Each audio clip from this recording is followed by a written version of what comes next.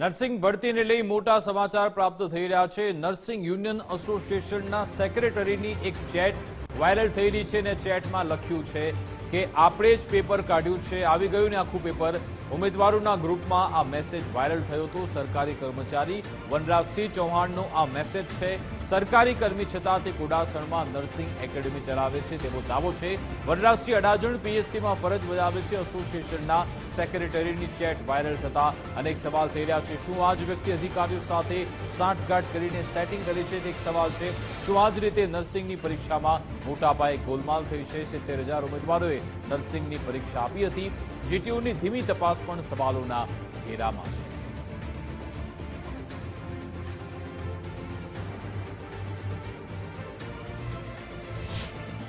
ખરેખરમાં એ જે સ્ક્રીનશોટ છે પેપર 1 પૂરું થયા પછી ઘણા બધા ઉમેદવારનો કોલ આવ્યા હતા કે સાહેબ તમે જે અમને ગાઈડ કર્યા હતા, જે સલાહ આપી હતી, જે માર્ગદર્શન આપ્યું હતું એ પ્રમાણે જ આખું પેપર પૂછાયું હતું અને એની અંદર જે કહેવાય છે કે ભાઈ પ્રશ્નો નર્સિંગનો જે લિમિટેડ ટોપિક છે એ ટોપિકમાંથી પૂછાયા હતા અને એની આપણે વાત કરી હતી કે ભાઈ આ ટાઈપના તમે પ્રશ્નો પૂછાઈ શકે છે અને એવા પ્રશ્નો પૂછાયા હતા જેથી કરીને વિદ્યાર્થીઓ લાગે કે ભાઈ પેપર આપણે જ પૂછાયું છે અને એટલા માટે એક ખુશીમાં કહેવાય છે કે ભાઈ કોઈને મેં ગાઈડ કર્યા હતા અને ગુજરાતની અંદર કહેવાય છે કે નર્સિંગની અંદર એટલા ગાઈડલાઈન કરવા માટેના ઉમેદવારોને ગાઈડ કરવું કઈ રીતે કરવું એના માટે ઓછા વ્યક્તિ હોય છે।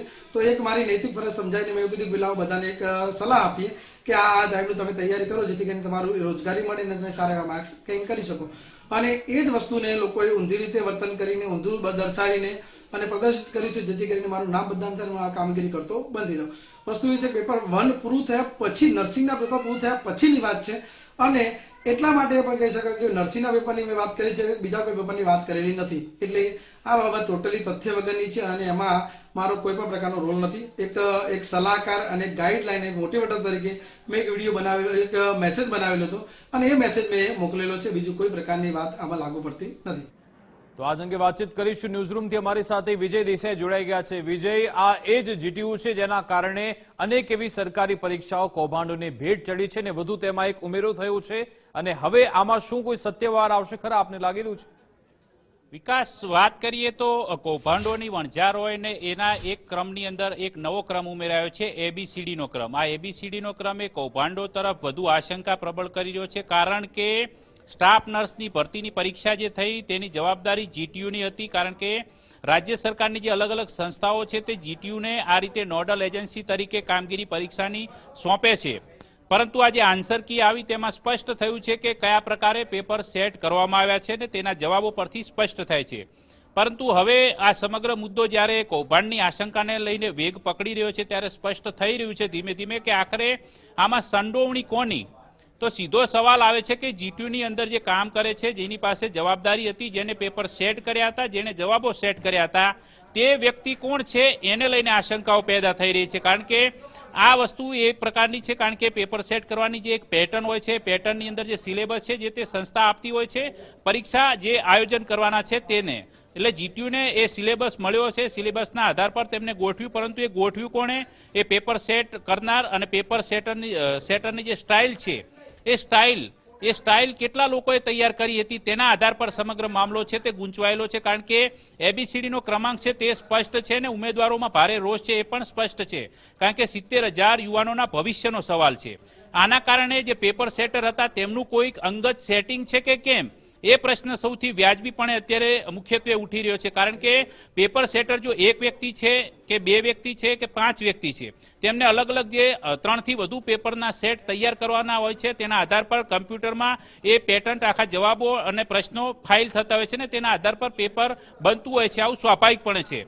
પરંતુ આની અંદર એવું તો શું થયું કે તમામ જવાબો છે, તમામ જે પેપર પ્રશ્નપત્રો છે તેમાં જવાબોનો ક્રમ એબીસીડી જ આવી રહ્યો છે। એટલા માટે આ કૌભાંડ અત્યારે જે છે થયું હોય એ પ્રકારની આશંકા વિદ્યાર્થીઓમાં છે। જો કે બીજી તરફ આરોગ્ય વિભાગને અત્યારે જીટીયુએ રિપોર્ટ સોંપ્યો છે। બીજી તરફ આરોગ્ય કમિશનરમાં 14 ફેબ્રુઆરી સાંજે 5 વાગ્યા સુધી ઉમેદવારો રજૂઆત કરી શકશે પરંતુ એ રજૂઆતોમાં શું મુદ્દો હશે ને તેના આધાર પર પરીક્ષા રદ કરવી કે યથાવત રાખવી તે નિર્ણય આરોગ્ય વિભાગ કરશે। પરંતુ સવાલ એ જ છે કે આ જીટીયુમાં પેપર સેટ કરનાર વ્યક્તિ કોણ, તેના નામનો ફોડ જીટીયુ પાડશે કે કેમ? ઉમેદવારો જે એબીસીડી પેટર્ન પ્રમાણે જેમને જવાબો આપ્યા છે એવા કેટલા ઉમેદવારો છે અને ઉમેદવારોનું જે પેપર સેટર છે એમની સાથેની કોઈ અંગત સાંઠગાંઠ કે કોઈ લાગવગ કે કોઈ ક્લાસીસો સાથેની લાગવગ કે એવું કંઈ છે કે કેમ? કે કોઈ પેપર સેટર છે એમનું કોઈ અંગત રીતે ક્લાસીસની અંદર સલાહકાર પદ છે કે કેમ, આ બધી તપાસ કોણ કરશે? આવા પણ પ્રશ્નો અત્યારે વ્યાજબીપણે ઉઠી રહ્યા છે. એટલે 70,000 યુવાનોના ભવિષ્ય પર બટ્ટો મારનાર આ પેપર સેટર કોણ છે એ સામે આવવું જોઈએ. ઉપરાંત આ પ્રકારે પેપર સેટ થયા બાદ પરીક્ષા યોજાય તો એને મંજૂરી આપનારના સામે પણ તપાસ થવી જોઈએ. પરંતુ જોવાનું એ રહેશે કે આખરે 14 ફેબ્રુઆરી બાદ આરોગ્ય વિભાગ કયા પ્રકારનો નિર્ણય કરે છે. શું ખરેખર પરીક્ષા રદ કરીને યુવાનોને ફરીથી પરીક્ષા આપવા માટે મજબૂર કરવામાં આવશે? કારણ કે આ એમના તરફથી થયેલી ખામી છે, તો એના માટે ફરીથી યુવાનોએ ભોગવવું પડશે એ પણ નિશ્ચિત છે. પરંતુ જો આ પ્રકારે થાય છે તો ફરીથી ગુજરાતમાં જે એક પર્યાય બની ગયો છે કે સરકારી પરીક્ષા અને કૌભાંડ એ એકબીજાના પર્યાય છે. કારણ કે કોઈ પણ પરીક્ષા આવે એટલે પહેલો પ્રશ્ન એ ઉદ્ભવે છે કે કૌભાંડ થશે એવી આશંકા હોય છે, જ્યારે ઘણી વખત એવું પણ થાય છે કે કૌભાંડ થયું. તો હવે આ પરીક્ષામાં શું થયું છે એ તથ્ય બહાર આવવું જરૂરી છે. વિકાસ, બિલકુલ આભાર વિજય, તમામ જાણકારી આપવા બદલ.